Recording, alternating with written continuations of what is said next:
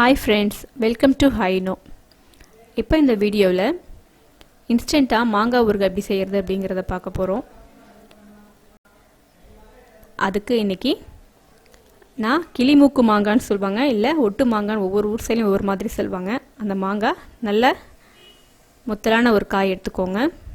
எடுத்துகிட்டு அது ரெண்டு சைடில் இருக்கிற அந்த சதை பகுதியை மட்டும் எடுத்துக்கோங்க. எடுத்துக்கிட்டு சின்ன சின்னதாக பொடி பொடியாக கட் பண்ணிக்கலாம். இந்த இன்ஸ்டண்ட்டாக செய்கிற இந்த ஊறுகாய் பார்த்திங்கன்னா தயிர் சாதத்துக்கு ரொம்பவே நல்லாயிருக்கும். இது ரொம்ப நேரம் டைம் எடுக்காது, சீக்கிரமாக ஒரு 10 to 15 மினிட்ஸ்க்குள்ளே நம்ம செஞ்சு முடிச்சிடலாம். இந்த மாதிரி சின்ன சின்ன துண்டாக கட் பண்ணிக்கோங்க.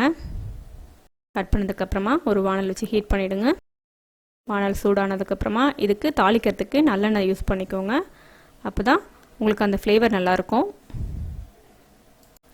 எண்ணெய் சூடானதும் ஒரு 1/2 டீஸ்பூன் அளவுக்கு கடுகு, 1/2 டீஸ்பூன் வெள்ளை உளுத்தம்பருப்பு, கொஞ்சமாக ஒரு 1/4 டீஸ்பூன் அளவுக்கு சீரகம், இதெல்லாம் சேர்ந்து நல்லா பொரியட்டும். எல்லாம் சேர்ந்து நல்லா பொரிஞ்சிச்சு. இப்போ கொஞ்சமாக பெருங்காயத்தூள்,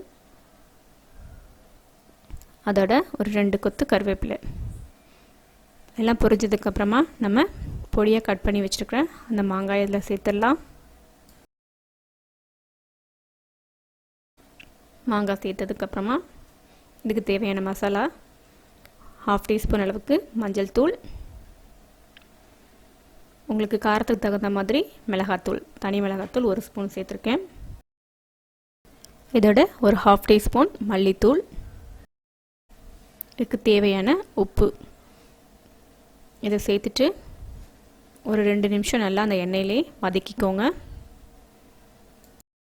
2 நிமிஷம் நல்லா வதக்கியாச்சு. இப்போது கொஞ்சமாக ஒரு 1/4 டம்ளருக்கும் கம்மியாக தண்ணி விட்டுக்கோங்க. ரொம்ப தண்ணி விட்டிங்கன்னா மாங்காய் நல்லா வெந்துட்டு குழன்னு ஆகிடும். கொஞ்சமாக தண்ணி விட்டிங்கன்னா அது வெந்ததும் அந்த தனித்தனி இந்த பீசஸ் மாதிரி நமக்கு தெரியணும் அப்படிங்கிறதுக்காக கம்மியாக தண்ணி விட்டுக்கோங்க. இதை மூடி போட்டு ஒரு 3 நிமிஷம் வேக வச்சாலே போதும், சீக்கிரமாகவே இந்த மாங்காய் வெந்துடும். கரெக்டாக ஒரு 3 நிமிஷம் தான் வந்துச்சு பாருங்கள். மாங்காய் நல்லா வெந்துருச்சு. நம்ம ஊற்றின அந்த எண்ணெயெல்லாம் பாருங்கள் தனியாக பிரிஞ்சு வருது பாருங்கள். அவ்வளோதாங்க. இந்த ஸ்டேஜில் நம்ம ஸ்டவ் ஆஃப் பண்ணிடலாம்.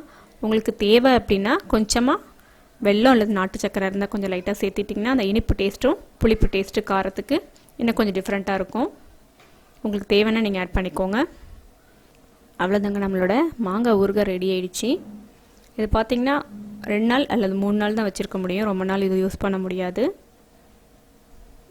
ஆனதுக்கப்புறமா நீங்கள் இந்த மாதிரி ஒரு பாத்திரத்தில் மாற்றிக்கோங்க.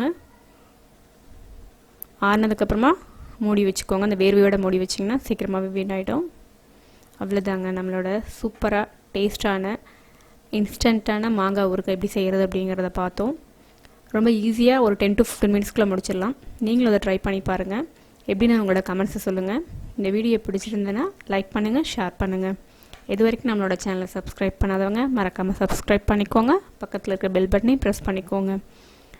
தேங்க்யூ.